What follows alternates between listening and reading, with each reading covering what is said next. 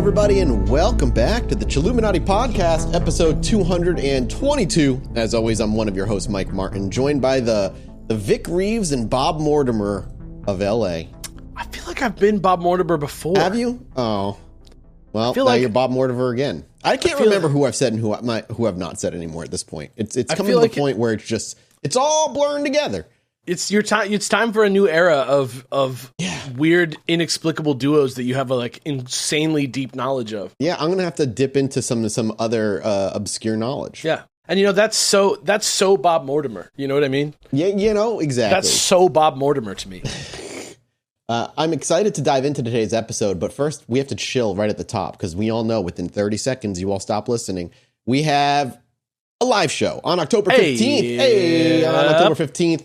At Terragram Ballroom in LA, our Halloween spooktacular. Tickets are for sale right now. The link will be in the description below. And come on out. Have a nice weekend. It's not on a Thursday, so that's always nice. I'll post a food guide for the patrons. You can hang out, have a nice little weekend jam out. You know what I'm saying? Stay for a day or two. It's Los Angeles. It's the best city in the world. More importantly, it's the Jesse Cox Black and Orange Party. Show up. Wear black. Wear orange. Combine the two. See you there. This is it. Let's have it happen, folks. Orange is the new black. But orange and black is the new Cox. Oh. Listen, you sure you don't want to do everyone in the entire theater wears a full ghost face? No. I'm positive I don't want that. You don't think that'd be sick as hell? Alex's big scream?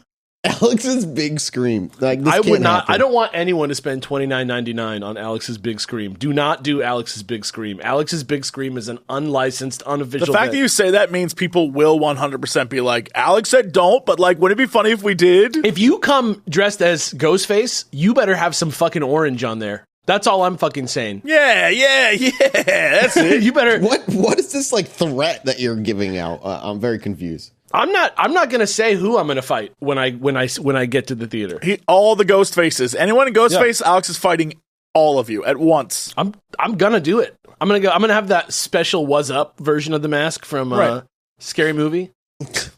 I'm coming after everybody. Can we charge per person to watch that fight? No, but we can charge per month on patreon.com/ChilluminatiPod, where when you give us money, we take it, we condense it, we compress it, we spread it among our crack team of creative and intellectual-based employees to churn out week after week the delicious, mulched, Upton Sinclair, the jungle sausage mixture that is the Chilluminati podcast. And you don't want to see how it's made. You don't want to see. Yeah, a friend of the unions, the Chilluminati pod. That's what I'm trying slurry. To say. Yeah. More like a slush of meat. It changed President Roosevelt's heart in the meat industry. Guys, head over to patreon.com/ChilluminatiPod. Not only do you get ad-free episodes, not only do you get mini-sodes, you get art, you get access to our brand new show, Rotten Popcorn. There is one episode out, at least, maybe more, maybe way more, maybe way more, but there's only one way to find out. When do you think this episode was recorded? What is going on right now? What do you mean? It's January 12th, 2021. Oh, shit. Wow. All right. What are you talking? I've never heard a more exact date given in my life. But please, go over there, check it out, get some stuff, and actually just come see us. I don't really care about Patreon this week. I want you to come to the show instead. Come see me in Los Angeles. I'll put a food guide on the Patreon for all patrons, from the lowest level to the highest level, just so you all could get somewhere good to eat that's brand new. I got all kinds of new spots. And I want you all to know that you should not get a hotel in downtown Los Angeles. You should get it outside of downtown Los Angeles and take a car there when you come, and you'll have a much better time. Go to the east side. Go hang out over there. Go hang out in West Adams. Go hang out over by me. Go to Venice, California. Yeah, go to Venice, California. Go get an Airbnb with 6 of you and go hang out by Jesse and get thrown out of your Airbnb onto the beach. If you see me, you can shout, and I'll be like, "We drankin'?" And then you'll pay for it. He'll be like, "Guys, He'll be like, "I saw the frogman." I can show you where I saw the frogman at the drive-thru for El Pollo Loco. Yeah. Oh God. You'll become part of Chilluminati history forever.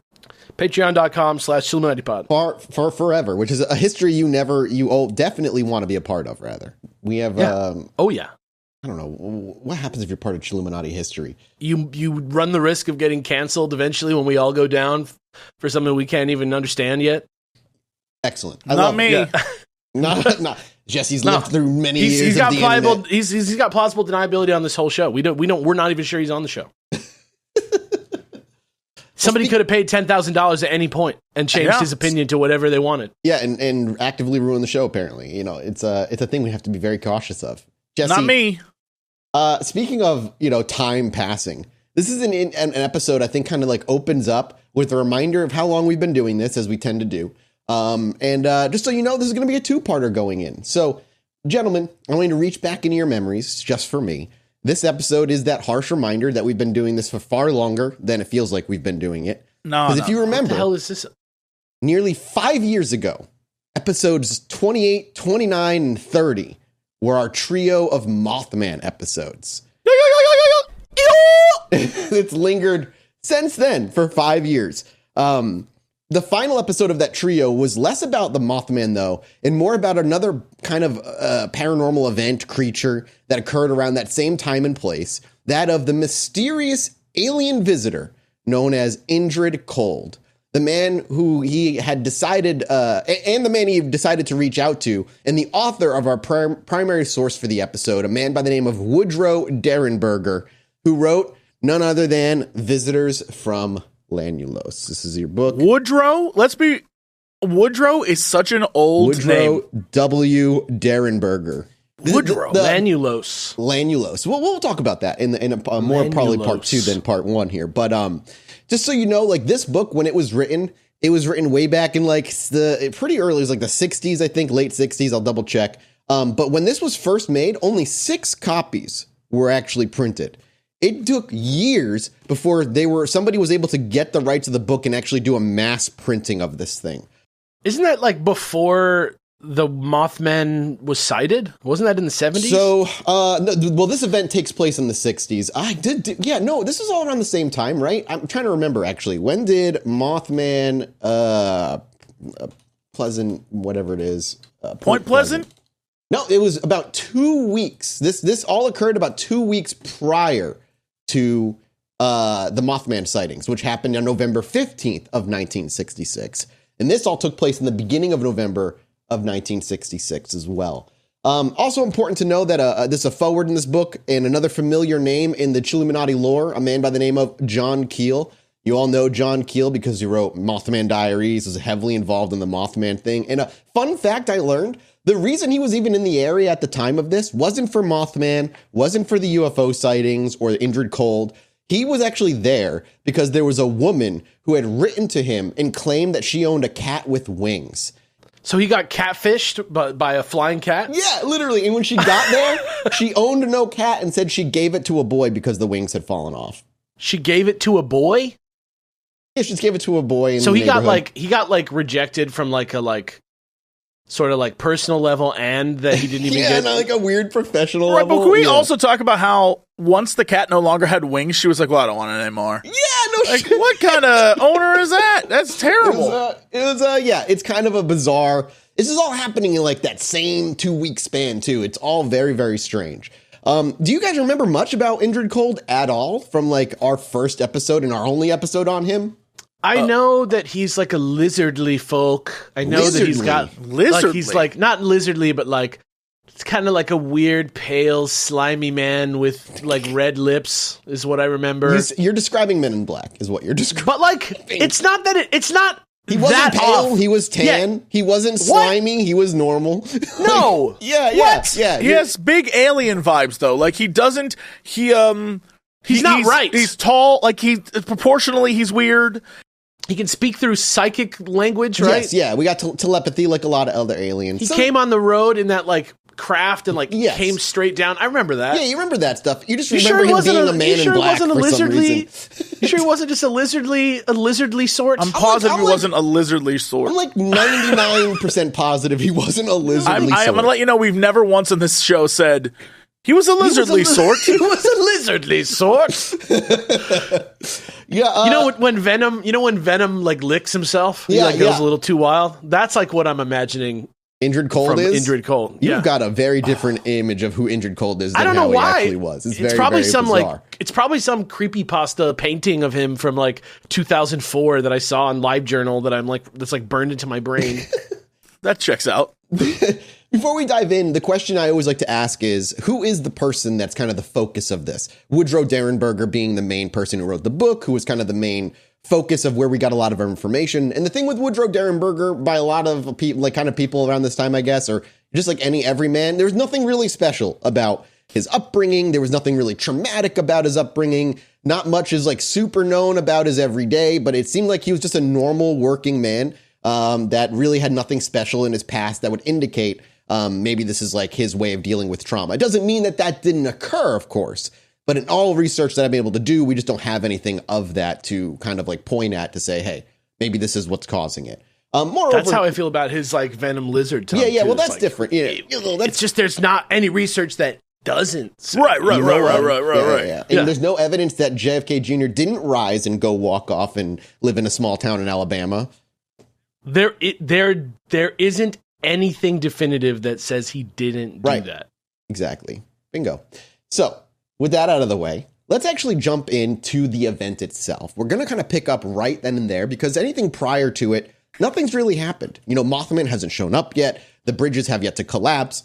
This is very early in November, the night of November 2nd, 1966, to be exact. And this night began as any other for our kind of focus of our story, Woodrow Derenberger, a seemingly everyman who was a traveling like sewing machine salesman for a living, as far as I could tell, and he worked in a factory as well. He kind of had like, it seemed like 2 gigs. On this particular night, he was traveling on the Interstate 77, as he did nearly every day, and he was surrounded by the usual sights and sounds of an all too familiar highway.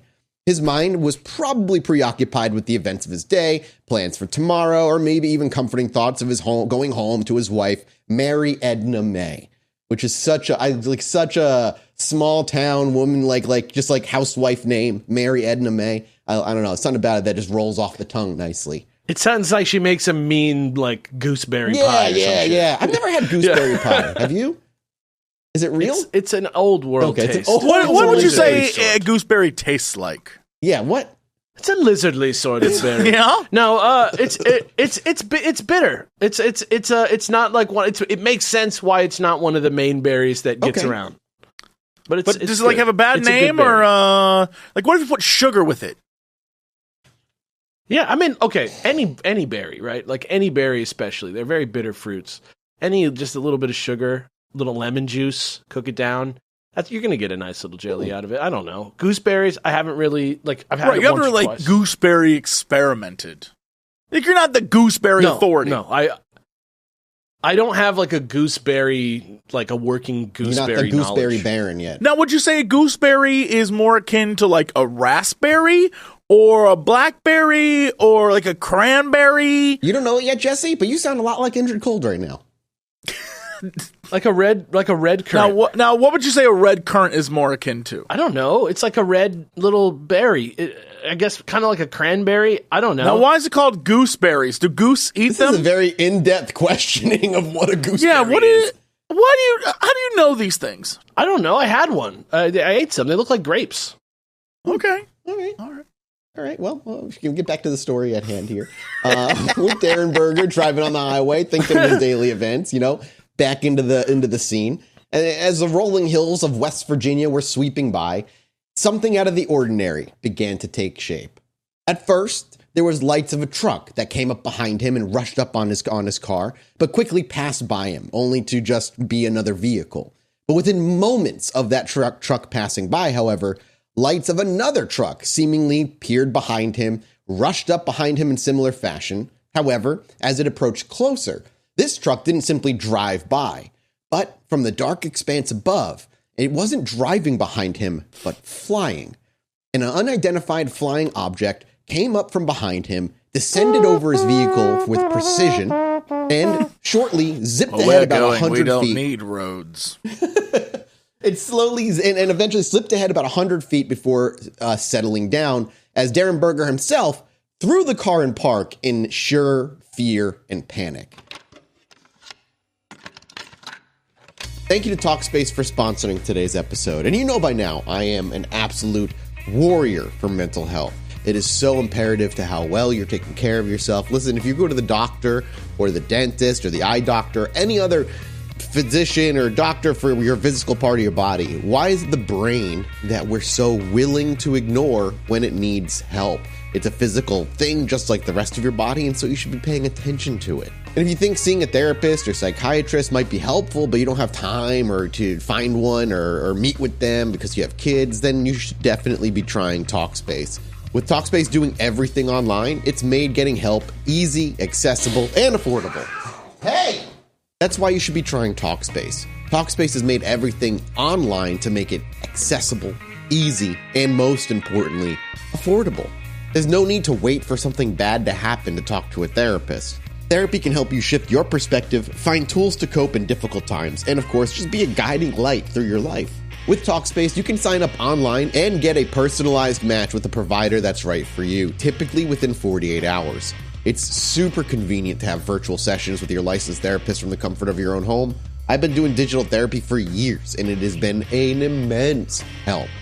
Not needing to commute to appointments or miss any time at work or line up childcare in order to attend sessions is a huge relief.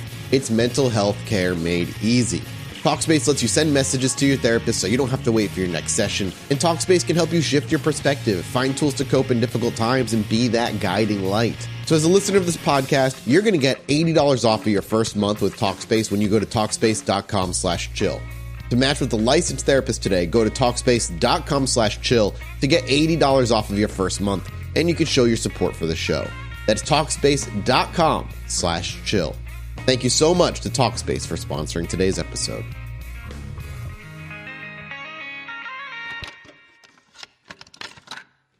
It wasn't the sort of aircraft one might spot in an airport. It looked more like an oversized kerosene lamp chimney, and its methods of flight defied laws of physics. And by kerosene lamp, I think the way I described it in the first episode was incorrect. It didn't land like a upright kerosene lamp. It was actually horizontal and more looking like kind of like that bow tie shape of like you can actually see it. Boys, can you see this on the cover? Yes.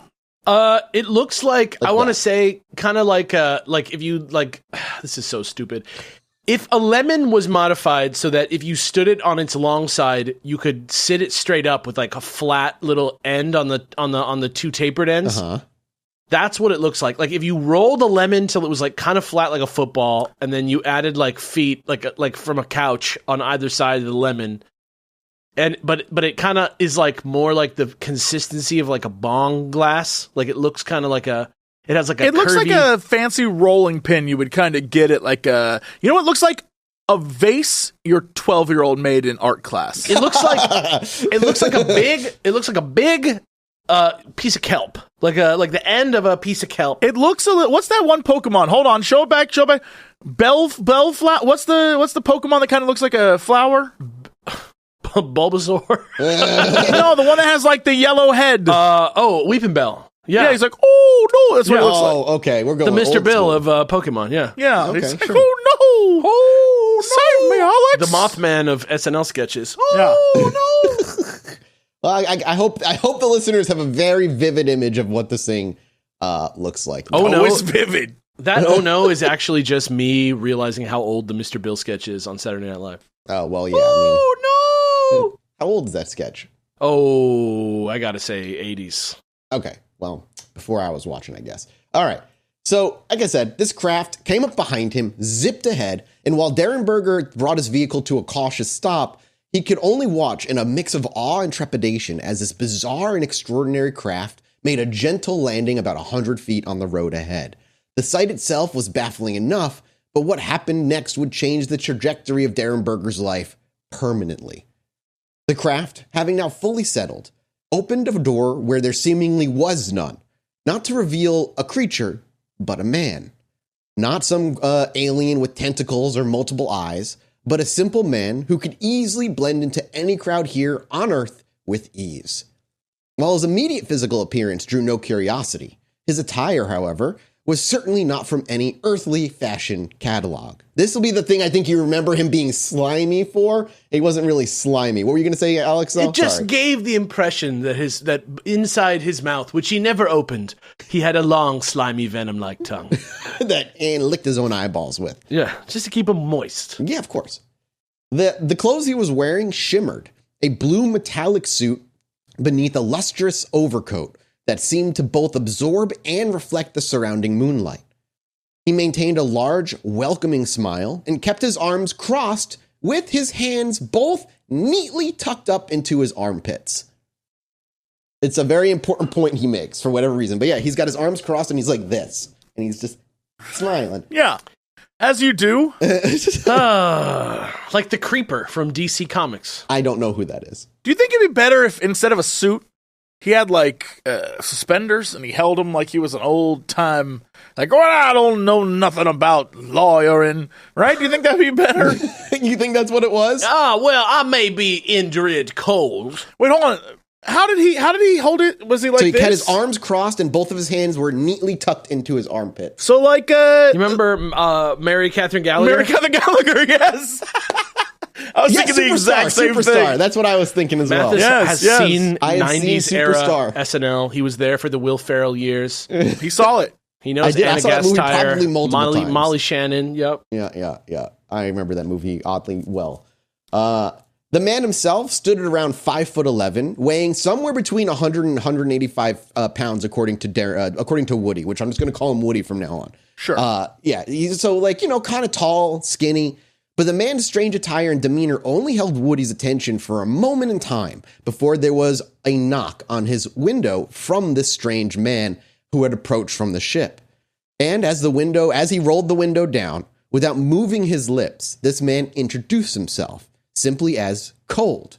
Yes, this was obviously none other than Indrid Cold of the episode's title, rather. We sure he wasn't just low, like cold, like chilly? I'm cold.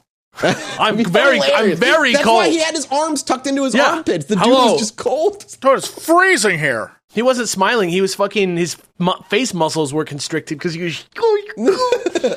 Well, though his mouth smiling or constricted, whatever you want to call it, did not move from its position, his voice, or rather his thoughts, resonated very clearly in Derenberger's mind. This is kind of the first string of similarities between other alien-like encounters, obviously.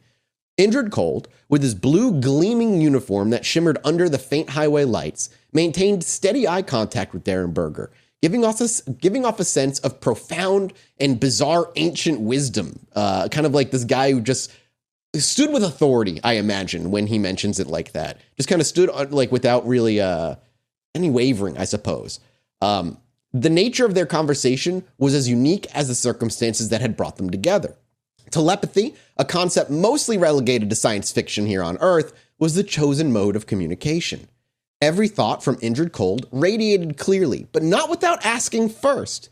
Indrid did ask, as the window was rolled down, through vocals asking if he would prefer the conversation to be vocal or to be telepathic. And sensing how nervous Woody was, Cold then made the decision to go ahead and make it all telepathic. Every thought radiated clearly and piercing directly into Derenberger's consciousness, and there was no room for pretense or deception, according to him. Their minds were, in that moment, a sort of shared realm. To Woody, it shocked him, and while it left him confused and frightened, Indrid Cold repeatedly informed Woody to not be afraid, almost understanding every time those emotions rose how afraid he was. And Indrid, for all intents and purposes, seemed simply curious. He was asking questions about humanity, and Woody described this conversation, the way it was happening, the way it felt, as though there was a tingling in the front of his face or head. That there was like a weird tingling sensation when the telepathy was happening. Which I think is kind of a unique detail that we don't get a lot from people who experience this telepathy communication with Greys, for instance. Indrid's questions ended up showcasing a profound curiosity. To him, he was curious what the distant lights in the road were, asking if that's where humans gathered and what it was. Woody, understanding that he was speaking about the city in the distance, answered exactly that it was a city and it was where trade, work, and people lived. Indrid asked if Woody worked for a living, to which he said yes. And Indrid explained he did as well, and that he was what was known as a seeker. That was like his job from where he came from, a seeker. Indrid, perhaps surprisingly, wholly understood, simply replying that his people and Indrid, let me rephrase that there. Indrid, perhaps surprisingly, wholly understood what Woody was meant, talking about the city in the distance, calling it a city, and then said to him that his people have similar places as well, but they're not called cities. They're simply called gatherings. A gathering of folk. A gathering of folk is, yeah. Well, I'm just a country alien. Why don't we all just sit around the fire and bust out a slice of Mama Gleep Glorp's gooseberry pie? Gooseberry is actually from a different planet. Yeah, that's why they're called gooseberries. It's spelled like Beetlejuice. Right. Goose. Yeah, you goose. Indrid went on to say that the illumination and the city in the distance symbolized like human innovation, societal structures, and possibly even their struggles and triumphs. He was just kind of taking this in from a distance. He quizzed Woodrow about their purpose, their origins, and their significance. And perhaps sensing Woody's continued anxiety, Indrid then went on to say to him in telepathic form, quote, "Mr. Derenberger, look at me. I'm the same as you are. I sleep, eat, breathe, and bleed even as you do." And in that, it seemed to actually kind of bring Derenberger's or Woody's kind of high anxiety down a little bit to continue this conversation. During this conversation and this continued questioning, the ship Indrid had stepped out from was hovering about 50 to 100 feet above Woody's truck while they conversed. After he had walked away from the ship, apparently the ship had lifted off and then went over his car and just hovered over it for some reason. And unlike, say, an abduction scenario in the style of the Greys, while the ship hovered and Indrid spoke with Woody, his truck never shuttered down. It ended up be running fine. He didn't have any lack of memory or blank moments of time. Everything seemed to operate wholly normally. And so much so that there were cars still driving by him. It was still late at night and not many, but he did note that there were vehicles that passed by. And they didn't stop? Everyone just kept going? So we'll get to the other sightings that people do claim that they saw them and they went to the police. Like, we have police reports for all this stuff. And while there was fear and anxiety still within Woody, he never felt like he was in any true danger from this moment on. And the conversation continued to flow. It became evident that Indrid's line of questioning wasn't merely out of alien curiosity, but there was a deeper intent, a desire to just understand the very ethos of humanity. His questions became a little bit more specific, peculiar. He asked about things like why humans are at war with each other a lot of the time. Why does it seem like humans are always so angry at each other? You know, things that a lot of abduction scenarios end up passing along, like peace and love and, stay, friendly with your fellow human and stop blowing each other up and stop ruining the planet. But instead of him passing those messages along, he was actually just kind of curious as to why the humans acted like they did. And Derenberger couldn't really give a great answer because he was a fucking everyman who worked in a factory in a small town. It's just kind of a interesting way of imagining an alien kind of coming down and being like, "What's up with all?" Like we're always talking about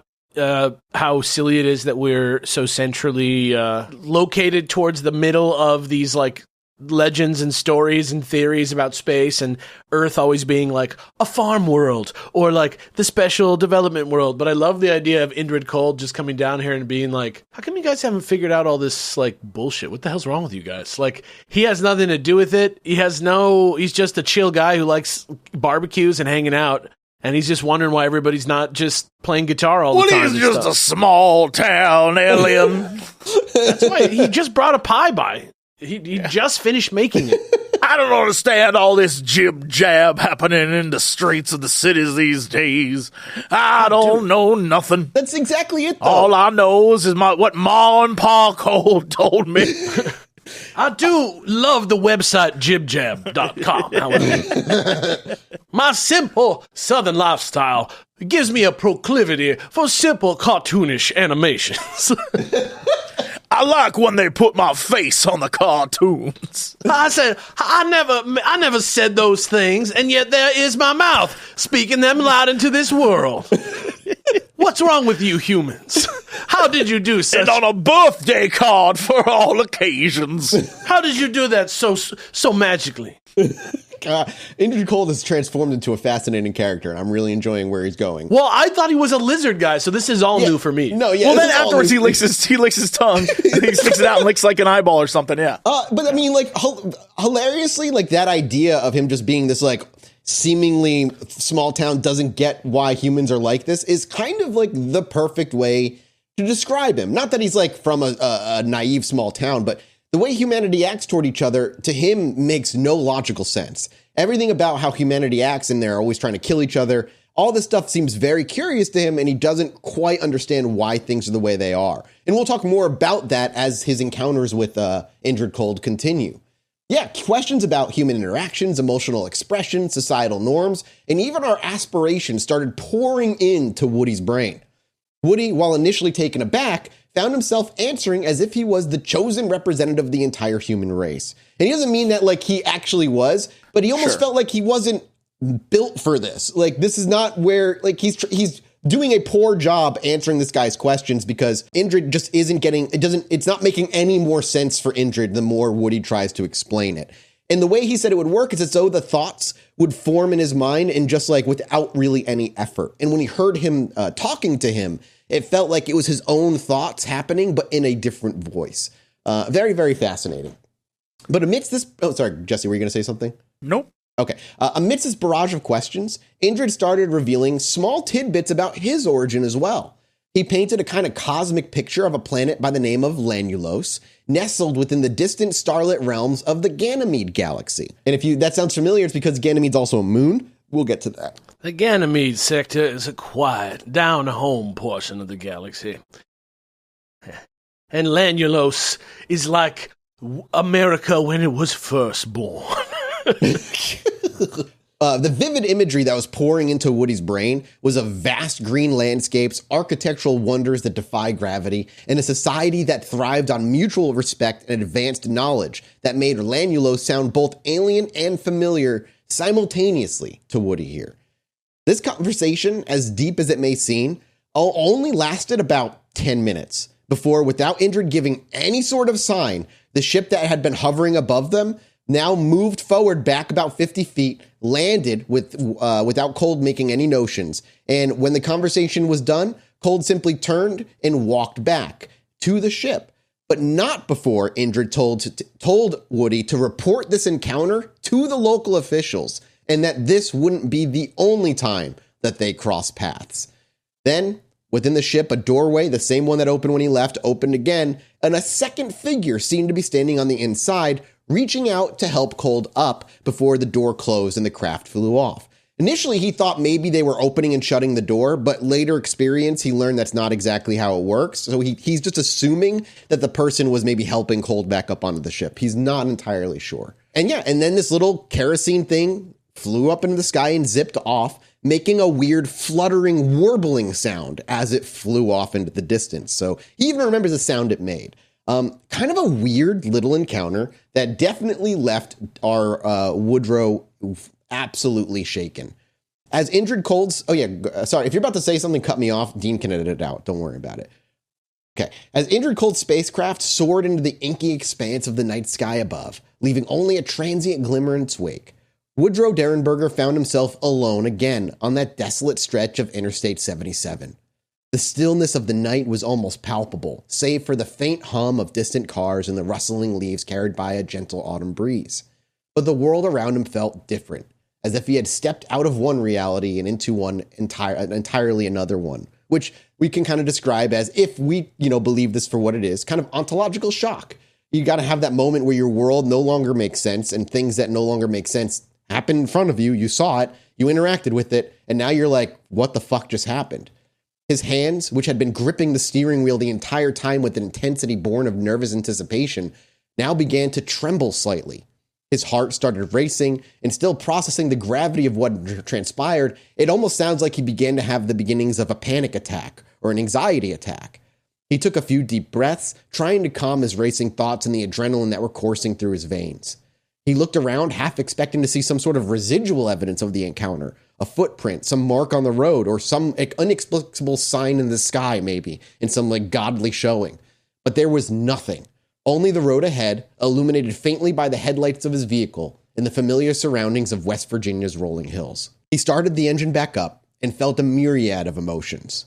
There was awe, certainly, from having witnessed something so profoundly bizarre and otherworldly, and there was fear, an inherent reaction to the unknown.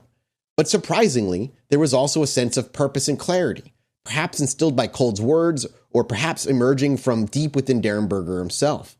But the drive home, which usually felt pretty routine, was now a journey filled with introspection.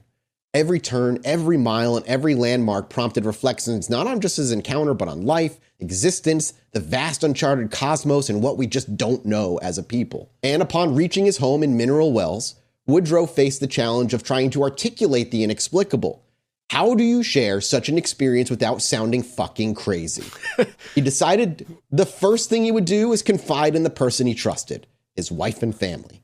And as the words poured out of his mouth, he could see the play of emotions on his wife's face. Concern, disbelief, fear, and perhaps a hint of curiosity or wonder. His wife was trying to grapple with the enormity of what he was saying, and was supportive, if not worried. Was her husband's life in danger? Were these beings real? Was he hallucinating? Were they going to return? Were they from the government? The household that night was abuzz with whispered conversations, speculative discussions, and an undeniable undercurrent of anxiety. The tremors of his own hands, he reclaims, didn't really even stop until 3 a.m. rolled around. And it's around that time, the way he says it in the book, I'm kind of just describe it a little bit less so. It sounds more like he was able to bring his tremors to a stop by being able to finally rationalize what was making him tremor. He basically said to himself that it was the telepathy and the unexpected visit that were making him so shaken and so anxious. When I think that might have just been him being again, rationalizing it away and maybe being trying to make sense of what it was. Sure. Regardless, that night he was able to go to bed and fall asleep pretty soundly. When he woke up the next morning, the only thing he could think of was the spaceship. The next day, and the days that follows, the incident on Interstate 77 became more than just a personal experience. Derenberger's accounts would reach the ears of neighbors, friends, and local media, and soon. There would be reports and curious individuals that would end up knocking on his door, seeking to hear firsthand about his own experiences. But that wouldn't happen immediately. As 8 a.m. on November 3rd rolled around in 1966, he tried to maintain a semblance of normalcy. He left his house for work as usual and entered Interstate 77. He was still extremely excited about the experience he had just had, if not a little trepidatious and anxious about what had happened to him. And his employer would notice it.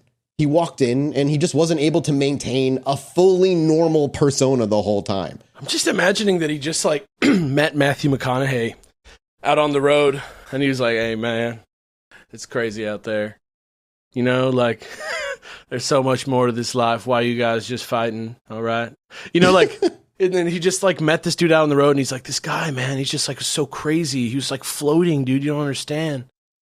I just feel that vibe from him. I don't know why. Yeah, I mean, it's actually not a bad comparison because of the way, I imagine if you randomly stumbled across a super celebrity that you weren't expecting to. Hey man, let me tell you something. I'm from Lanulos. You know what I mean? Lanulos is what I call my own special happy place. You know what I'm saying?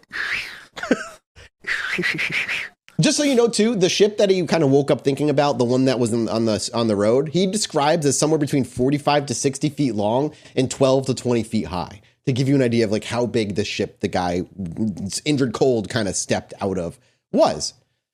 With the employer noting that he wasn't able to maintain his normal workflow, he approached Derenberger and asked him if anything was wrong. Was he sick? Was there anything that was happening in the family? Just making sure everything was good.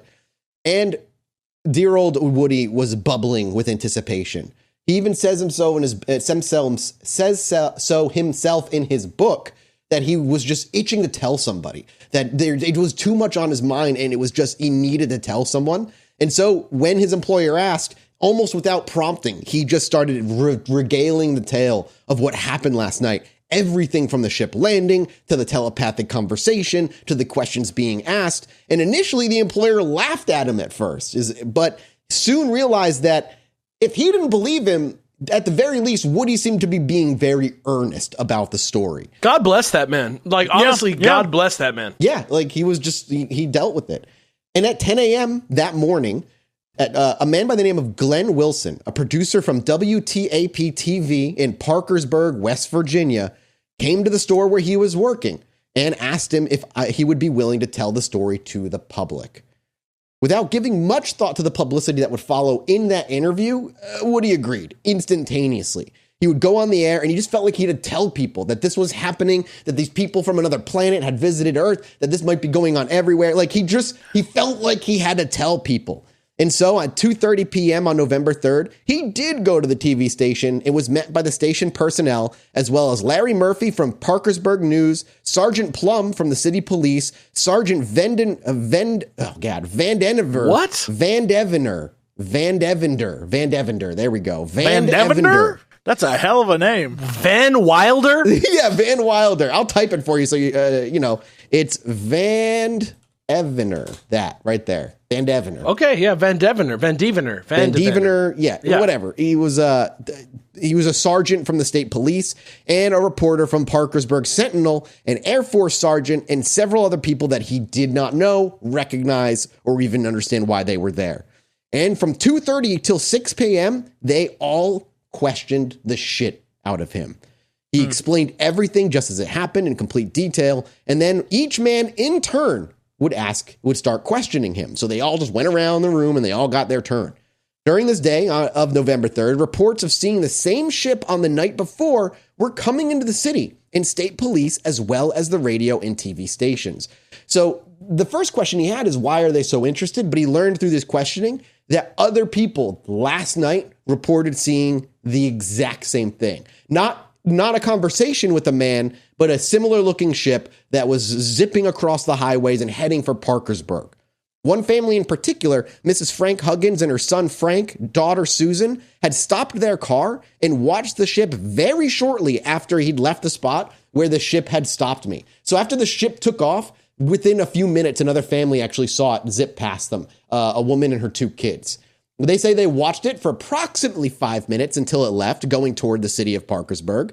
And then another boy, driving on the same highway, had the shocking experience of having the ship hover over his car and shine a brilliant white light over it. Way more akin to like a normal, I don't want to call it abduction scenario because that doesn't always happen, but remember how we watched in X-Files where his car got shuttered down and a light beamed down on it and stuff? Yeah. That kind of thing happened, but he has no missing time. The light kind of just fired down its light and then ended up just zipping off on the highway beyond that. And after that happened, he took off super quickly and immediately reported it to the police. And then 2 truck drivers were stopped on the same highway by the same ship on the same night, but refused to give their names for publication, although they did report it to police. So there are police reports about it, but they refused to give their names publicly. So it's not like a hoax, basically. At least people saw stuff, at the very least. Like, who knows if Indrid Cole did actually step out and the further stories that we'll get into actually did happen. But there are police reports of the same night of all people seeing something in the sky flying towards the city. And these are reports that were given night of. Night of. Mm-hmm. Okay. That he's learning of the next day through these questionings with the Understood. Yeah. I'm trying to figure out if it was like they questioned him and then suddenly a bunch of reports, you know what I mean? But if they're night of, all good.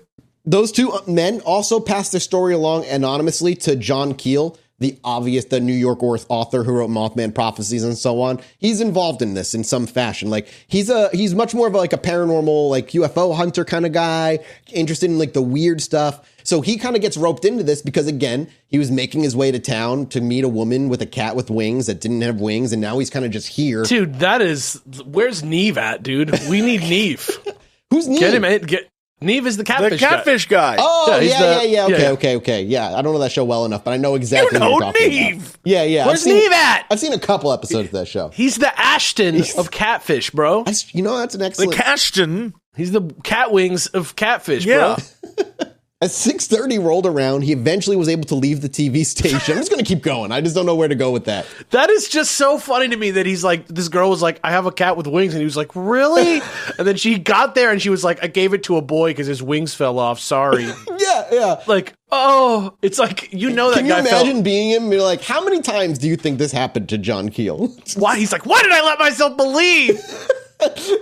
Again, he goes back to that very X-Files office, just like piles of tapes in a back closet, which is a poster that says I want to believe. That fits for John Keel. But he left the TV station at 6:30 and went directly home, where he was met by several friends as well as a large crowd of people that he had never seen before. They all wanted him to tell a story again, and he met with several people where they had seen the ship sometime after 8 p.m. People who didn't report it to the police also now saying like, oh, I saw the ship, or I saw the ship. Everybody, and all of these people outside of his home. Keep in mind, he went on a public TV station, gave an interview in a kind of small town. It did not take long for people to figure out who he was and where he lived. And it starting on this night, every night, people would show up, park outside of his house, sometimes to talk to him, most of the time just to sit and watch the skies and wait and just wait till you see how bad it fucking gets. Yeah, he met some people that would tell about seeing the ship after 8 p.m. on the night of the incident, and he had people literally staying there talking to him until 2:30 in the morning when he had to ask them to leave because he had work the next day. He's like, can you guys please just go home? I have to go to bed. Like, Jesus Christ. Just McConaughey like, all right. This is all within 24 hours. Like, the event happens, 24 hours. He had a public local. He reported to the local authorities. So in your rational mind, you're like, definitely, whatever this is, something seems to have occurred between a bunch of strangers that they all say happened. What more curiously for me is he does report it to the local authorities, as Indrid Cold asked him to. And it ended up getting the attention of, and he names people, sergeants from the state police, Air Force people, local politics people, local police force. Like, this little report ended up bringing in a lot of people to question him. And it's kind of bizarre if it's not real or something didn't happen, why people from like the Air Force and shit showed up. I can maybe understand state and local police showing up, especially if they all got reports that night. But I don't understand why maybe the Air Force showed up and like local reporters showed up and like more bigger names, and eventually NASA. And he drops names. These aren't just like, and then NASA showed up. He's like, no, City Police Sergeant Van Devender and all this stuff. Like, everybody's being named. So it clearly something at least was being reported to the point where some attention was being paid to it on some level. It doesn't mean maybe it wasn't like, okay, maybe it was a plane, right? Maybe it was a test pilot plane or Air Force something. Sorry, go ahead, Jesse. No. So what you're saying is that at least on a base level, all these organizations showed up. The reasoning behind it, we don't quite know. Right. Could it be that they were like, oh, we caught something on radar and that was weird? Or it could be there are a lot of reports that people saw something, so just send a guy to go check it out. Pretty much. That's kind of how it seems like. It was enough of a stink for them to at least send somebody to take a look at it. But that's as he was talking to strangers till 2:30 in the morning when he eventually went to bed. He woke up the next day because, like, your normal every guy, he had to go to work. He had to pay the goddamn bills. He had to make sure he got to work the next day. Do you think Indrid knew this? Do you think they have work where he's from? They do have work where he's from, but he did, remember, in the initial thing, he asked him, do you work? And when he said yes, he goes, I too have a job. I'm a seeker. Like, he didn't. Right, but like, is it one of those things like Star Trek where, they have a job, but like everyone's taken care of, so like they do it for fun? I got a job, man. I'm a seeker. Yeah, like, I'm a seeker, dude. I go out on the road and I find people like you and I seek them. Jesse, you couldn't be more like on the dot than if I tried. Like, when we get to the Lanulos lifestyle, and we know this, the lifestyle? Baby, dude, I can tell you what it's like to live on Lanulos, what people do on Lanulos. That's incredible. There. That's going to be part 2, is the Lanulos, like, details, so to speak. So on November 4th, he went to work like he always did. However, November 4th was going to be another interesting and bizarre day for dear old Woody.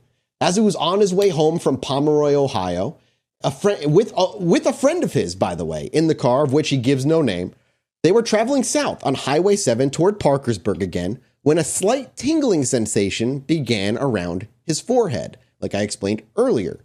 Very quickly, he knew it was Indrid Cold because he had this familiar feeling prior, or the last time he had that telepathic conversation. And so, in the moment, he said that Woody said he just didn't want to receive him. Though he ignored him, that tingling sensation never went away. He goes, I didn't want to talk to him, but the feeling kind of just... dude. Literally. I don't like that. But the feeling... feels gross to me. Can you imagine just like a weird... kind of just... Hello, answer, please. Hello. So he gave in and finally what he calls answered him. He let the thoughts in. The gentleman that was riding with him knew that something was wrong, as he later told Woody that he also had some weird feeling in his face, but didn't know what it was. So, there was no active allowing him in. The thing that you'll learn, and we'll talk about more in part 2, is that telepathy has to be fully consensual between both sides. For it to happen, it has to be an act of nice trust and consensual, which... For me, of course, I'm well, what does that say about the Greys who try to have, telepathic contact and it's always broken and weird? Maybe they're trying to force telepathic contact and that's why the messages are always so fucking broken and bizarre because it's not consensual. They're just trying to ram their way into your head and be I'm going to give you a message. Listen. With Indrid, he made it very, from moment one, he's do you want to talk with our lips, with our brains? Hey, I just have some questions. I'm just a dude. Dude, he's just he's the woke version, dude. He's just, he understands the power of consent, bro. Yeah, right, yeah. Exactly. He gets it. His third eye is wide open. So his friend obviously didn't allow Indrid Cold to contact him because he had no idea what the fuck was going on. But Cold was telling Woody that he needed to slow down and drive very carefully. That his ship was directly over the truck and they were following him from a distance where he couldn't be seen. So he was around. He was just kind of hovering and following him around, I guess. And he continued to tell Woody that the first time he had contacted him, he had only asked him questions to calm him and settle Woody's fears. At this second contact, he wasn't nearly as frightened, and so Indrid asked him repeatedly to just drive very carefully. Hey, drive carefully. Can you please just drive carefully? Please just drive carefully. Hey. Are you sure Indrid isn't my father? I mean... Yeah, I was going to say... Hey, yes, you just need to drive careful. It sounds like when you got somebody who's related to you in your my dad, seat, every time I go stop at a red light, he holds onto the car like I'm going to slam into everything. My mom always grabs the fucking... She always grabs the fucking, where you hang. Yeah. The old shit handle. Yeah. She's passive-aggressively signaling that she thinks she's going to die, and I'm like, yep. Are you serious? I've been driving for 20 years. As a second contact in his head is happening, Woody tries to explain what it feels like. He tries to put into words how this telepathic communication feels. He says it's not pain, but as though he was hearing his own voice with his words. He said it's very hard to explain because previous to this, he knew nothing of mental telepathy. This is all very new to him. So he kind of it's new to everyone, bro. Forming and bubbling in his mind out of his control that he understands to be Indrid's, I guess. It sounds like his inner monologue is getting hijacked by an external source, so that it sounds like he's talking to himself in his brain. Yeah, it is, and it kind of fits with Indrid Cold, I guess. At this point, it's not really questions that are happening anymore, but instead, Indrid Cold is info dumping as to where he comes from. Right. He's like. I don't know what the exacts of the conversation because he doesn't give the exacts back and forth of the conversation, but he learns that Cold is from a planet called Lanulos, much like before, said it was located close to the galaxy of Ganymede, although Woody then came to kind of believe that Mr. Cold gave the wrong location for their own safety. And he believes that because Ganymede is a moon around Saturn, I believe, and he thinks that maybe Cold was just kind of lying a little bit. Yeah, about where he came from for his own... Hey, man, I know I said I came from Lanulos, but I'm actually from this solar system, man. I'm sorry I led you on, man. Still Lanulos. The planet is still called Lanulos. It's just where it's at, he's not entirely sure. It's like Brigadoon. He kind of he doesn't want anybody to know quite exactly where it is. Yeah. Right. He continues to explain that Lanulos, much like Earth, is kind of the same as ours in almost every way. They have woods, fields, streams, and even oceans as Earth does. He also continued to say that they had taken, Indrid Cold had actually taken samples of our own vegetation, even that of some animals, and with very few exceptions, these were the same as what they had. So they're Lanulos is kind of like Earth, and the animals are kind of the same. Now, I don't know if so here's the thing. I don't know if he meant we have cows or that it's genetically kind of similar carbon-based life form like DNA. I was gonna say on a level everything tastes like chicken vibe, where it's kind of like I think it's closer all the to building that. blocks are the same. It's literally like calf. It's literally like the same as how Star Wars does it. Yeah. With Rancor sauce, yeah. But I think that's it. Like, it's like all life is kind of from a similar, at least from where he's from, it's very similar. So while they might not have cows, they might have something that tastes similar to a cow, or an animal that might be kind of like a cow. I don't fully know. I'm just kind of... It just makes sense. It just makes sense, exactly. He also kind of put forward that, hey, Indrid Cold was also married. He had 2 sons, 8 and 11 years old, and that his wife's name was Kimmy, Kimi. So they have the concept of marriage and wives and all of that. Yes, but when we get to part 2, there's some stark differences between Earth civilization and Lanulos civilization. I would hope so. And then since the previous time that he spoken with, or the previous time from I guess like a year back or so, he also had a new daughter, a new child, a baby girl had been born to them, and her name was Kimmelis. How are they born? Did he say? I would assume here, like, very human-like, from what I understand of their anatomy from further in the book. So they're humans, but from space. They really do. They look a lot like humans. There's just a difference in, like, I guess, like, well, I don't want to spoil it too much, because it's really all about their society and, like, how they live their lives. It's very interesting. Yeah, and he also goes on to say, like, Mr. Cold continued to say that their time wasn't exactly like theirs. They don't have 4 seasons. They only have 3: planting, harvesting, and cold. Those are their 3 seasons. So I guess it's pretty, like, old-timey farmer-esque in a way, if they just have planting, harvesting, and cold season. And in their 3 seasons, their lifespans are a little longer than ours. The life expectancy of somebody from Lanulos is anywhere between 125 to 175 of our Earth years, as we understand it. So they live a little longer than we do by a few kind of like a decades. Bible vibe. Yeah. The Anunnaki, bro. Oh yeah, bro. And as the Assassin's Creed, the Anunnaki right? will have to be a whole ass fucking one day. We'll have to talk about that shit, but not today. Today is just Indrid Cold Day. But as the conversation kind of came to a close, he gave a forewarning, saying that, hey, when I end this telepathic communication, you're going to feel like a bit of a shock. So just be ready. It's not going to be like painful. This is going to be kind of like a sudden feeling. And while he was listening super intently to every word he said, he had begun to think questions to ask him when he told me he was leaving. So just as Woodrow was leaving, rather, just as Woodrow was asking questions, Indrid's like, gotta go. See you later. Have a good time. I ain't answering any of that. And he broke contact in that small little... It's like, you made it weird, man. Come on, I gotta go. Yeah, no. You made it a little weird. No, that's too far. And while there was a bit of like a... You don't know me like that, brother. A small shock to that when it broke contact, it also left a slight throbbing pain in his right temple, which dissipated within a few minutes. But it left like a little bit of a weird little headache, I suppose. And at that moment, obviously, he decided, I'm not going to tell anybody this, but he did reveal this to the NICAP at the next meeting they had with him. The NICAP, I forget what that stands for. I didn't write it in my script. NICAP. National Investigation Committee on Aerial Phenomena. That's what it is.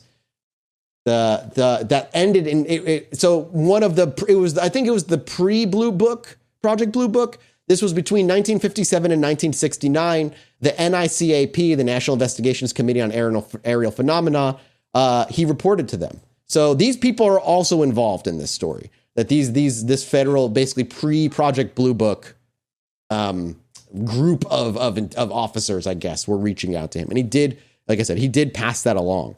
After his televised interview, his story was getting picked up by local news media, as well as UPI and API, which spread his story all over the fucking world. His telephone began ringing constantly, and they were not even able to have a peaceful meal anymore. All of this just 48 hours after the incident. Think about that.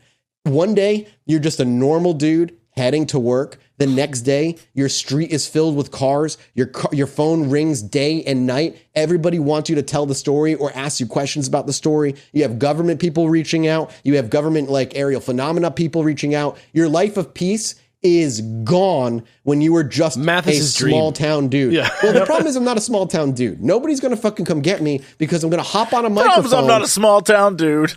You're literally from Rhode Island. It's the smallest place. I have a microphone now, man. I have a microphone now. It's too late. Like, they know I'm going to blab it into the microphone the instant I have an opportunity to do it. Right. And that's why they didn't do it before, because they knew you'd get to this point. Yeah, they know how credible we are. Well, when I was a kid, I wasn't thinking about aliens. I was thinking about Power Ranger powers. So, like, That's fair. I want some of those. I wasn't even in the same ballpark. Wait a minute. Whoa. I mean, to be fair, the Rangers, the Zeo crystal or whatever that thing is called, that's an alien crystal. That's still true. alien. That's true. Yeah, that's alien power. Yeah. And Rita Repulsa was like on the moon.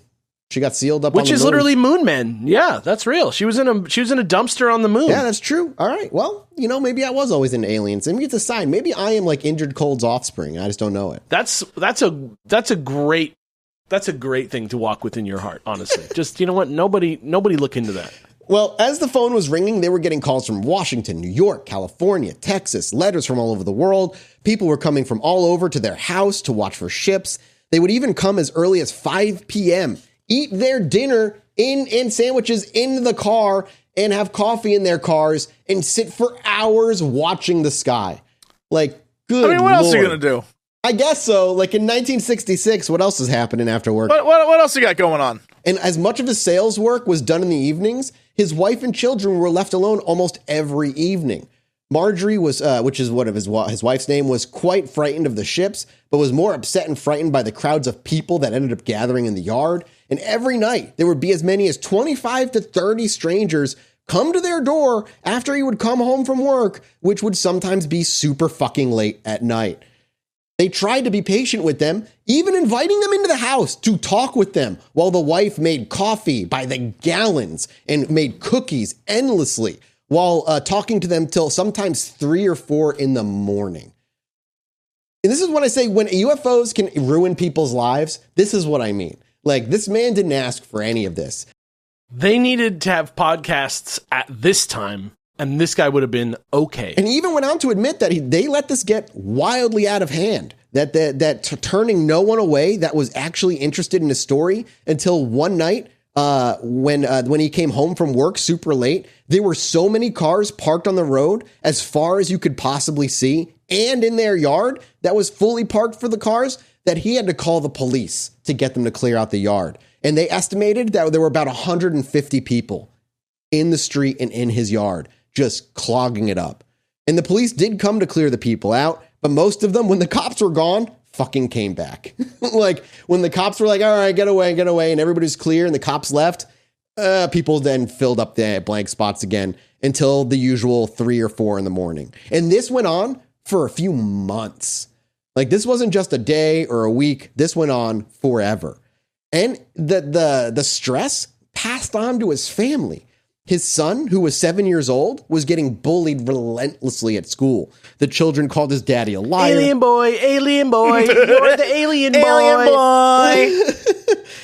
They were calling his kid a liar and bullying him so bad that the wife went in to talk to the schools and teacher to get them to do something, which did help slightly.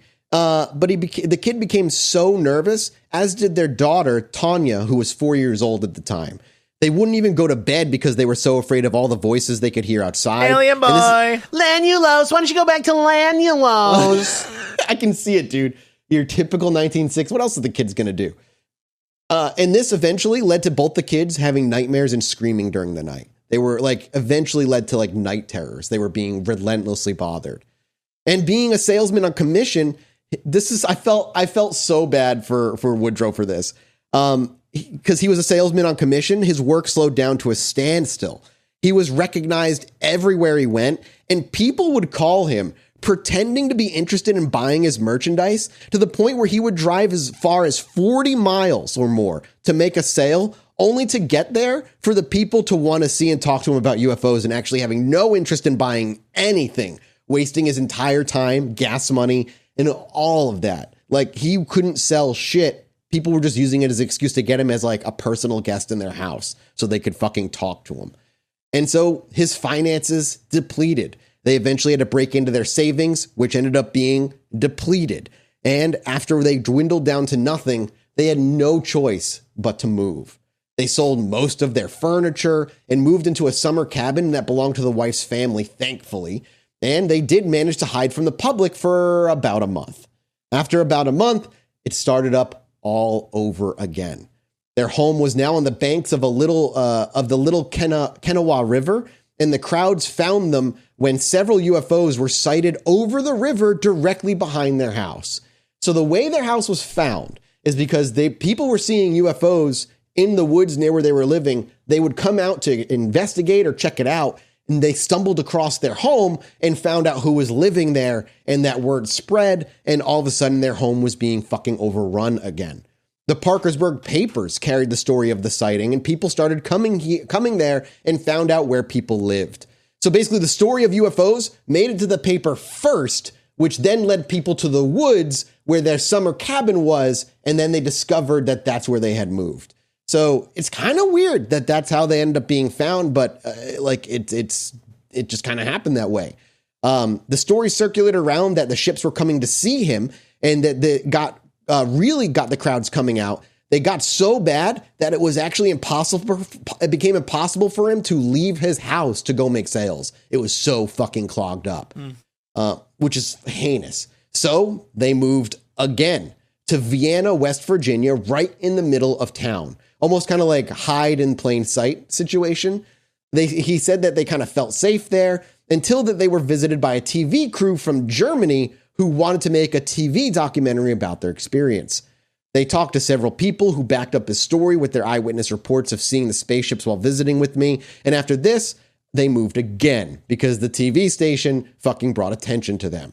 This time, they moved to Cleveland, in the heart of town, where this is where he ended up writing this book, and he was virtually left unknown except for a very few close friends that knew where he lived and where he was. So he actually found peace, but he had to move 4 fucking times to find the peace, and he moved to Cleveland, where people basically, I imagine, just didn't give a shit. I don't know Cleveland at all, so... Cleveland rocks, dude. I know that because I would go there. I think it's nice. Is that weird to say? I've never been to Cleveland. I like the Midwest. I don't know. Yeah, I mean, the only Midwest place I've been is like Indianapolis. I've been to Cincinnati. That's basically the same as Cleveland, right, Jesse? No. Pretty much exactly the same place, right? Have you been to one place? You've been to them all? No. The Reds are the Browns, right? I mean, yeah, you know what? Go to Ohio, say that. Give them the old, like... The Reds are the Browns. The Bengals and the Browns are roughly the same thing. As a Steelers fan, I agree. Yeah. They're both trash, so yeah. I'm from East Ohio. That's basically Pennsylvania. To give you an idea, too, these 4 moves all took place in about a month and a half. This wasn't a long period of time. It was between November 4th and a little bit after Christmas, like a little bit before Christmas, rather, where these 4 different moves happened. And eventually Christmas came and went. And shortly after Christmas, he began getting visitors again, but not by the local people eager to get a story. Instead, he started getting visited from people of note.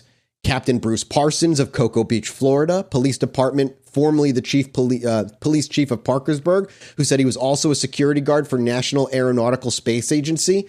Who listened to his story and then invited him and his family to go visit Cocoa Beach and tell that story to the head of NASA. So he's getting invited out to Florida to tell these people the story. At this time, they were being... That's crazy. At this time, they were being visited nearly every night by so many people that they were glad to go away for a while for a rest and vacation. People started visiting his house again, though because he was in a city, it was harder to clog up a street. But they went. They said, fuck this. Let's get out. Let's go to Florida and let's just get away from this shit. I understand that wholeheartedly. So for 1 week, they went out to Cocoa Beach and were escorted on a tour of the complete Cape Kennedy base while they were there. So he got a tour of Cape Kennedy while he was there. That's not too shabby. And during that time, he told his story to a man who was introduced to him simply as Charlie, the head man of NASA. He was interrogated every night for 5 days, and after listening to his story several times, he was told that he had told them nothing that they did not know already. So for 5 nights, he was interviewed by people at the air base and NASA. And when he told the story to everybody, basically they're like, all right, you're not telling us anything new. So You can get on out of here. Which is so weird. A strange thing to say to anyone, though. Right. Like, he's like that, hey, you're not telling us anything we don't already know. I don't know. I don't know if that's like weird or not. You know what I mean? Like, I have no idea. This is like Valiant Thor. where I'm like, really? But we actually, unlike Valiant Thor, like, we actually have like police documents of like people reporting sightings at the least. Valiant Thor, we have a picture of Congress and somebody being like, that's him right there. That's Valiant Thor, just a man sitting in a chair. So after he said that, they told him basically, he told them nothing he didn't know already. At that point, Woody kind of like became sure to himself anyway, that clearly they must have known what planet he was talking about. Clearly they must know about Lanulos already and must know about all these other people, and that this is just extra information that they are gathering for whatever purpose. And several other people had told them of the same kind of experience that he had, and he asked them why they would not release this to the public, and he was told that if they did release it, it would cause, and this is going to sound familiar to our recent conversations about disclosure, if they did release this information to the public, they told him it would cause panic. Women would commit suicide, throw babies out of windows, jump under trains, and more, and that this kind of panic could sweep across not just the United States, but the entire world. Of course, Woody did not agree with them at all, and he still doesn't, he claimed by the time of the writing of this book. And what their reasons were for covering up their investigations, he had no idea, nor could he think of any logical or valid reason for doing so. But of course, if this is all true, and there's a million reasons they could put out, like they're not telling him about what actually went down. Several weeks that he'd been there, a Mr. Harold Salkin of Space Age Communications Incorporated tried to confirm that he had a visit with Bruce Parson, tried to confirm that he had a visit there at Cocoa Beach with a man by the name of Bruce Parsons and what he told him. But they would only tell this guy that yes, he was there, but gave him no details. So there was like an external attempt to verify these things by a man by the name of Mr. Harold Salkin of the Space Age Communications Incorporated. And when he did reach out to the government, they were like, yes, he was here, but we're not giving you any details. And that's where they left it. Yeah, very bizarre. Are these confirmed? Like, yeah, we know he reached out to the government. And I mean, yeah, you could, like, again, with all these things, these people did exist. We have their names, but we have no paperwork other than the police reports that we can easily attain.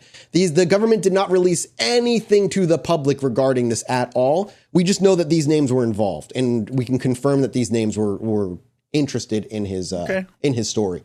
Which is like Betty and Barney Hill. They had a very similar kind of experience with the government where they brought Barney in and they questioned him for like a week straight, if you remember. Definitely legitimizes it in some way. The Hills had a very similar experience with the government. I'm not saying it makes it true, but it definitely legitimizes it. It means probably that the government has something else that they're working off of that they're maybe trying to compare it to or something. You know what I mean? Some reason why they're interested. And then at that point, he would be then again sent a questionnaire in the mail from the Air Force. What? Meanwhile, a questionnaire? The NICAP, once again, the National Investigations Committee on Aerial Phenomenon, also began investigating his story separately, sending a team of subcommittee people from Pittsburgh, Pennsylvania, consisting of 6 men under the supervision of a Mr. William Weitzel and a Mr. Kevin D. of Belpre, Ohio.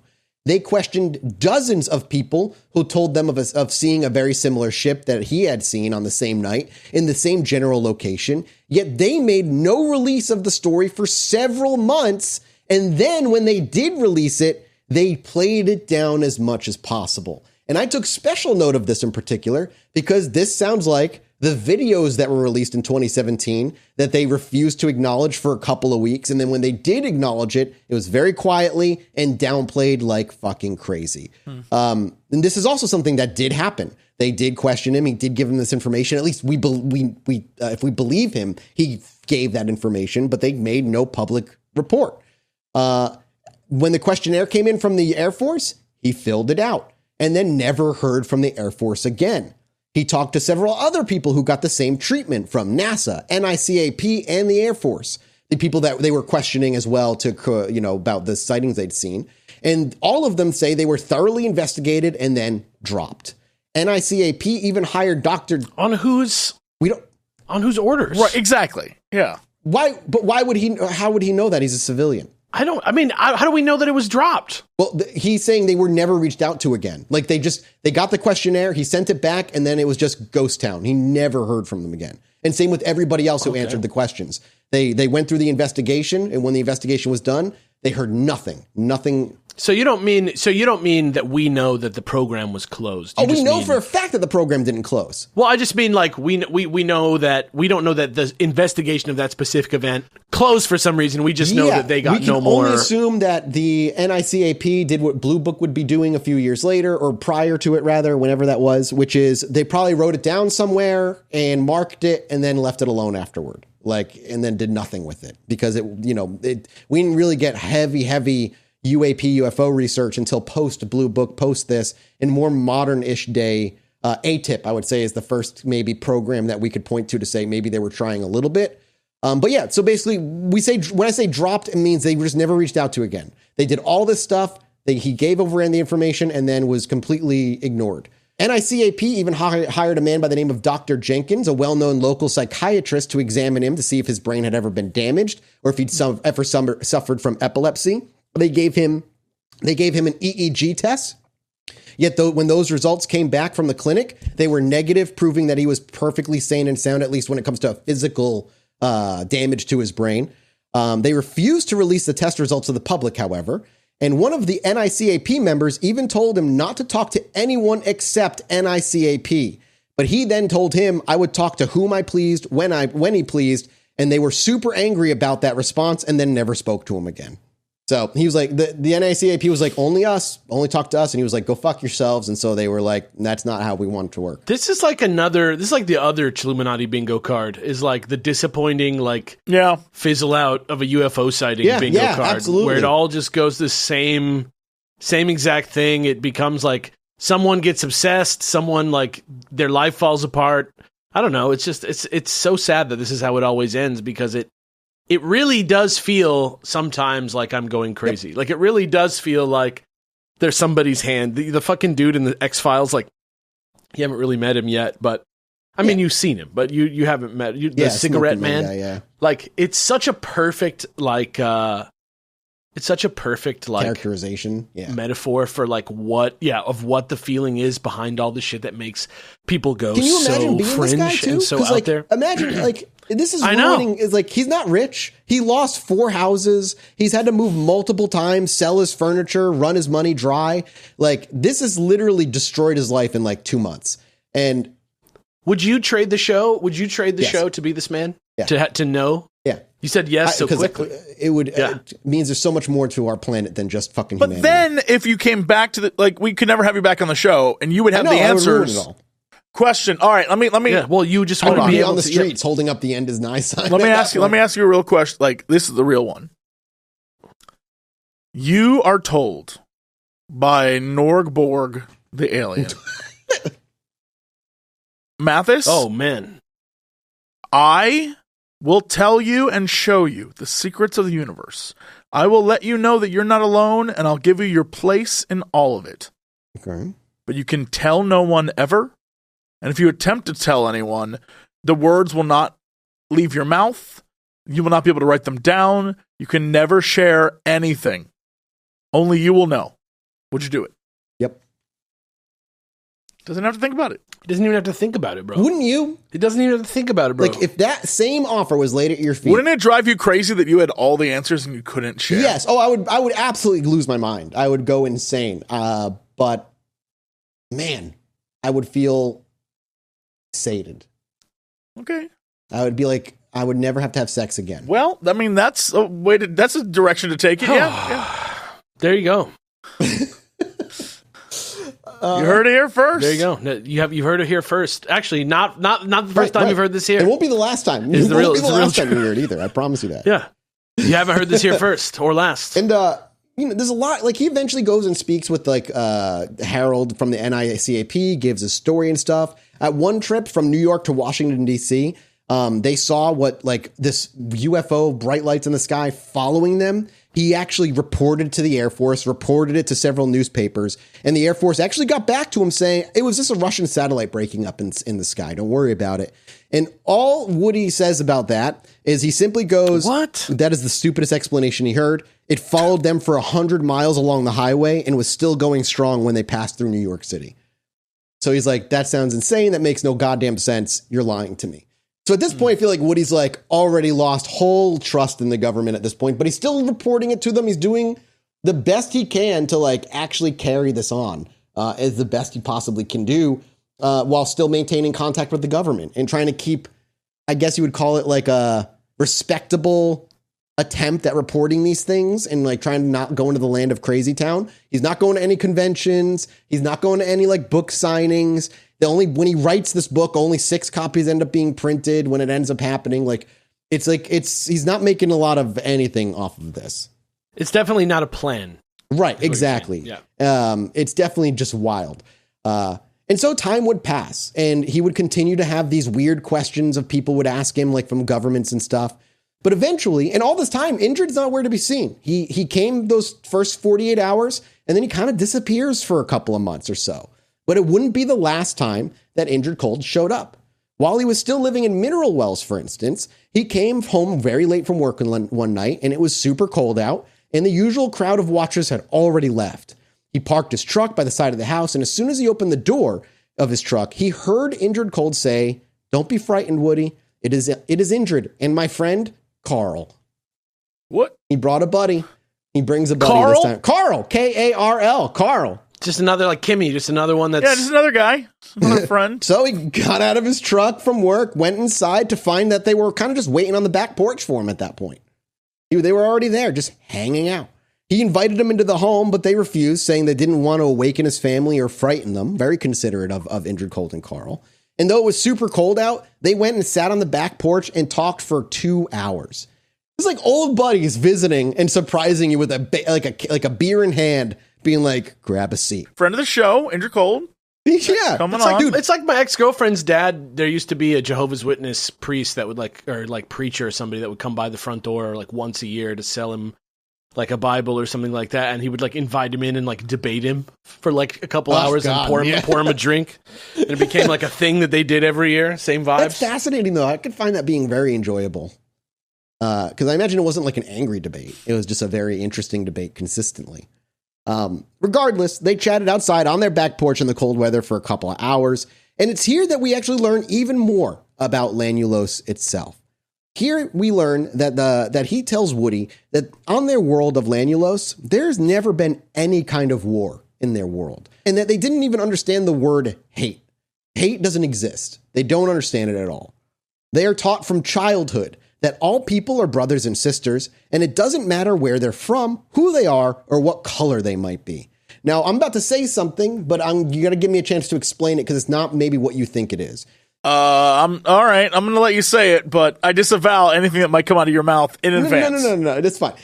He goes on to explain that everybody on Lanulos, every creation beyond Lanulos and other worlds, they're all still God's children, and that they are one family in God. Is this like Mormonism?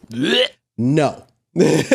So that's where I was like, so I'm going to say the word God is used, but as we'll see with Indrid Cold, when he explains what their concept of God is, it's not really the Christian God, though Woody does his best to make it the Christian God, if that makes sense. It's almost like he's trying to rationalize what they term as God with what his idea of God is on his planet under the terms of Christianity, which he grew up.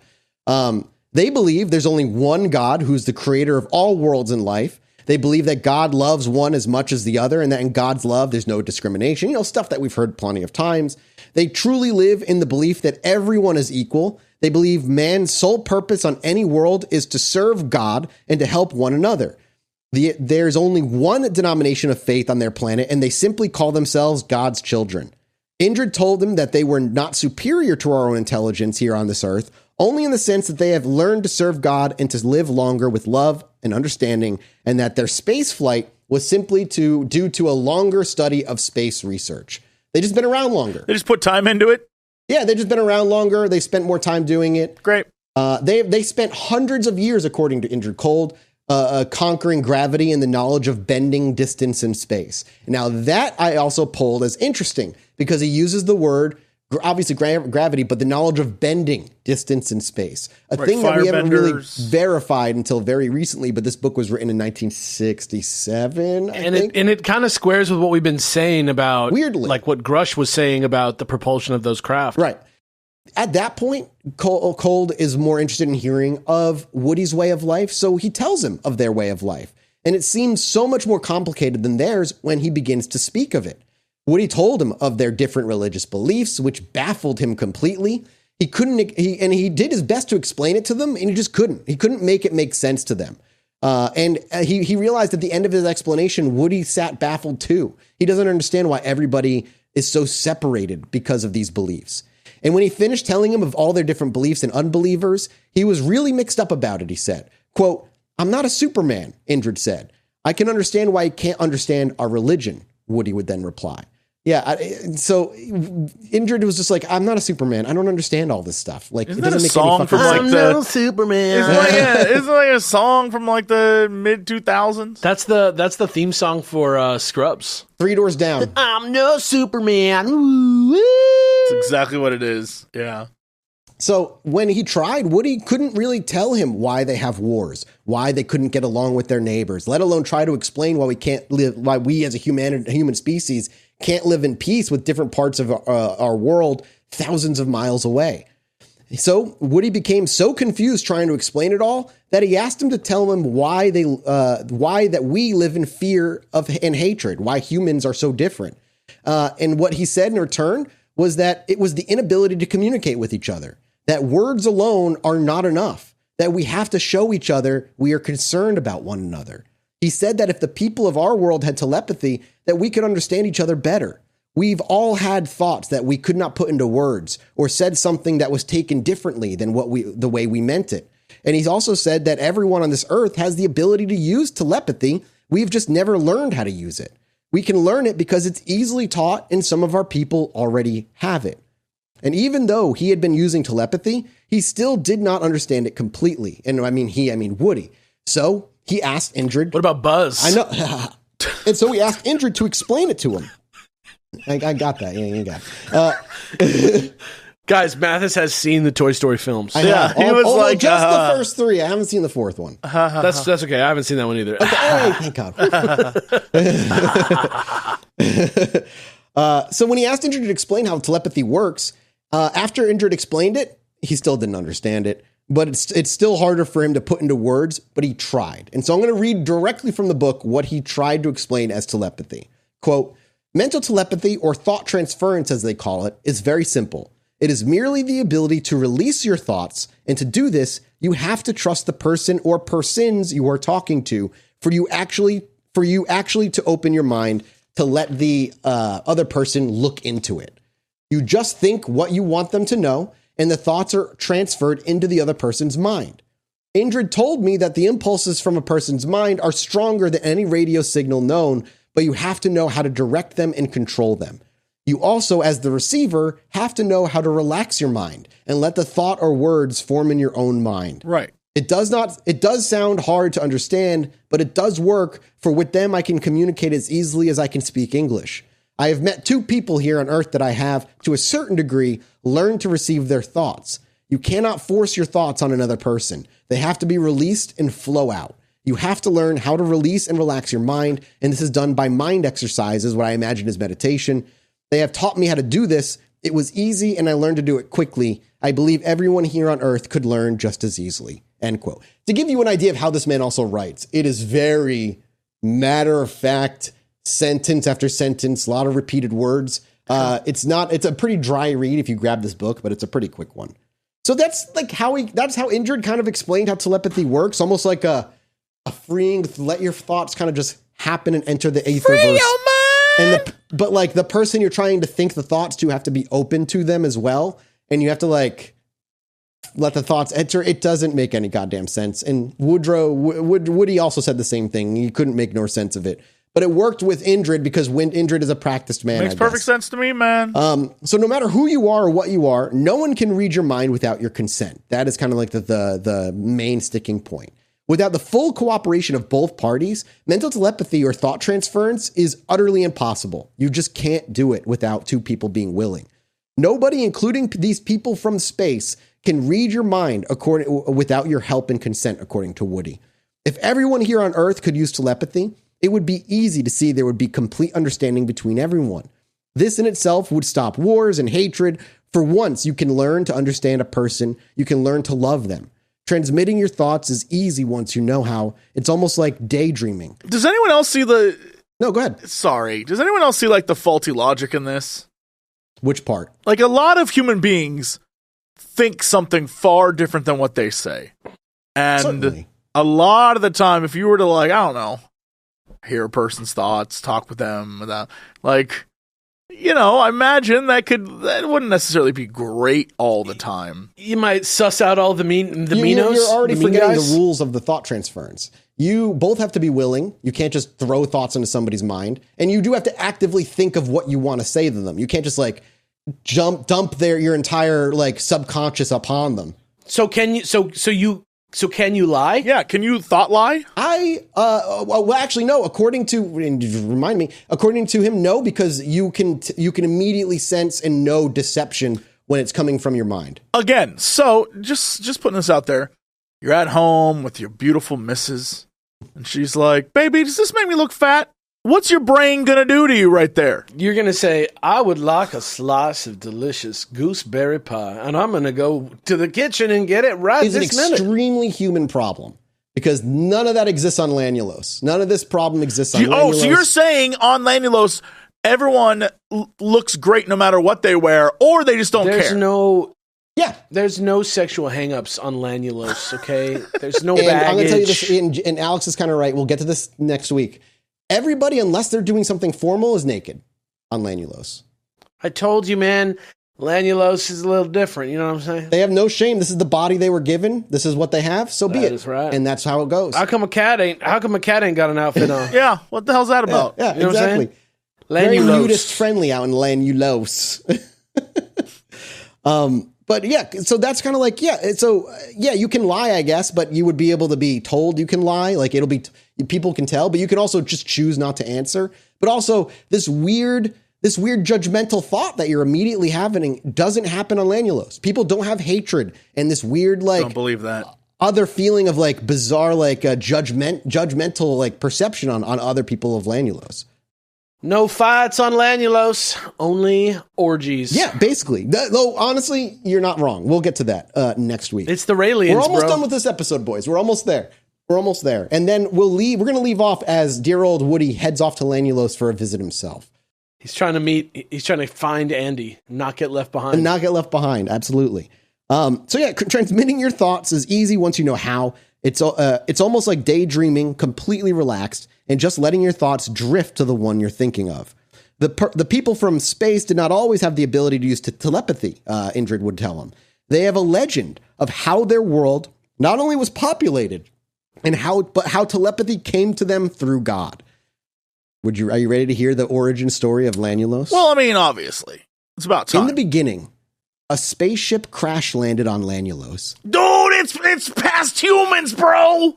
Oh, dude, you're not wrong. Atlanteans! Supposedly from Earth. Yep. According to legend. Yep. The space travelers, male and female, immediately started working to repair their ship. One was named Adam, and the other Ava. They worked. One was named Wally. That's just their pet. They worked for several years trying to get their ship repaired enough to fly. They began quarreling among themselves on how to repair the ship, and they eventually became so angry at one another that they started leaving the group with their families to make their own way on this planet they clearly were not getting off of. Finally, when no one was left to repair the ship, they were all trying to make a living at what we now call farming, but apparently Lanulos has a different term. Right. And these individual family groups began to get very lonely and realized the futility of the anger that had separated their party. They began thinking more and more of their friends, wishing they could talk to them, but not knowing where they had settled, and being afraid to travel too far from their home.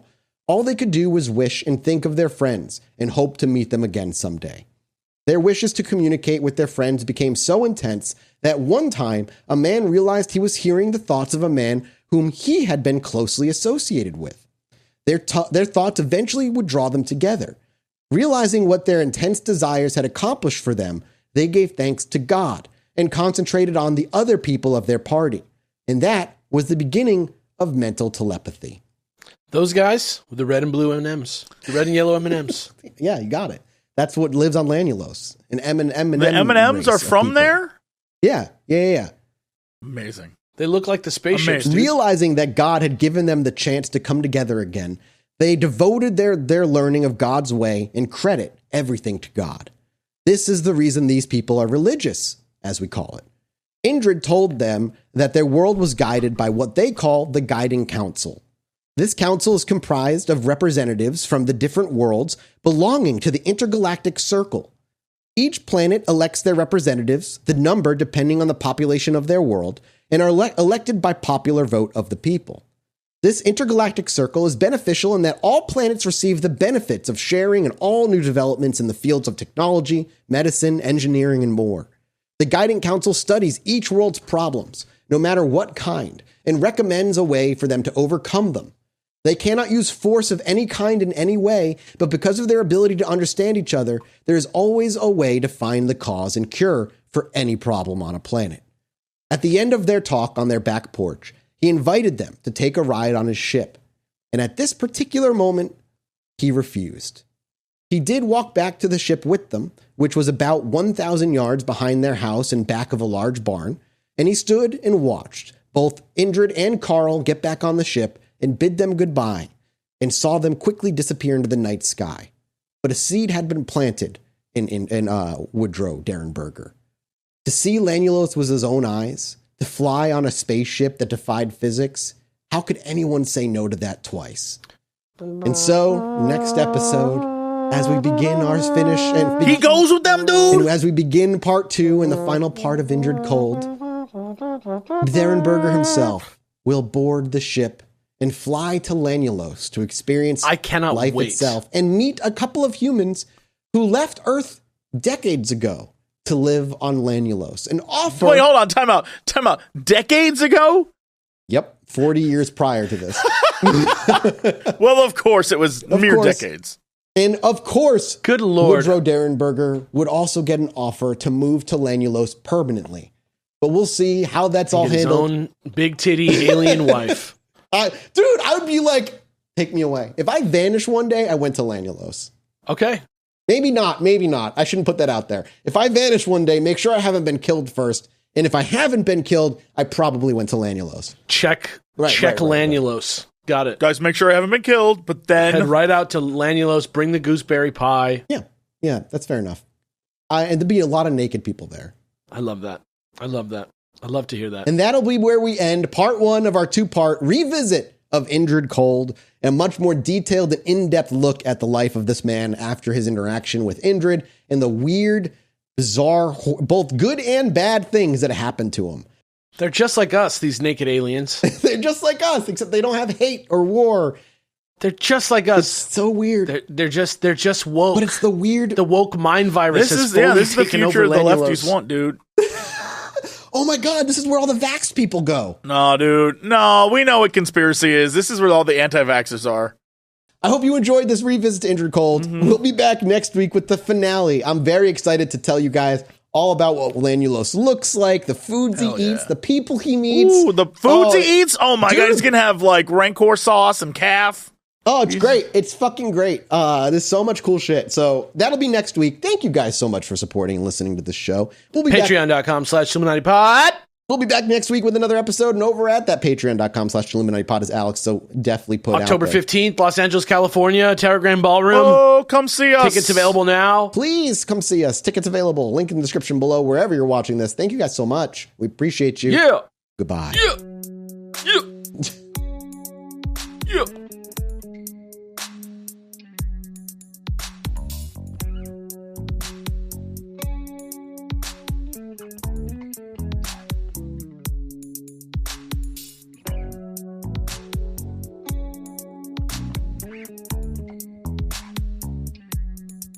Hello, everybody. Welcome back to the Chilluminati podcast. As always, I'm one of your hosts, Mike Martin, joined by I don't know who they are. there's two. What? Terrence Hill and Bud Spencer. No. Neo and Trinity. No. I don't understand, and I probably never will. Let me just tell you right now that there's two. Leon Kennedy and Claire Redfield. I'm telling you, I think he literally just looked up famous duos. Cheech and Chong. And has just been going through the list ever since. I'm trying to dig deep. Which one of you is Dick Powell? Me? Your name's Jesse Cox. I want Chilluminati. I want my I want Chilluminati. I want my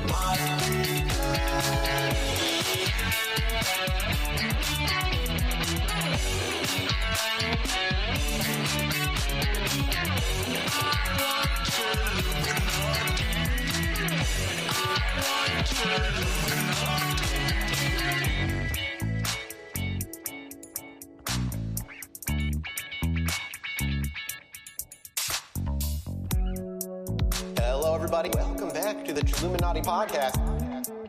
As always, I'm one of your hosts, Mike Martin, joined by Alex and Jesse.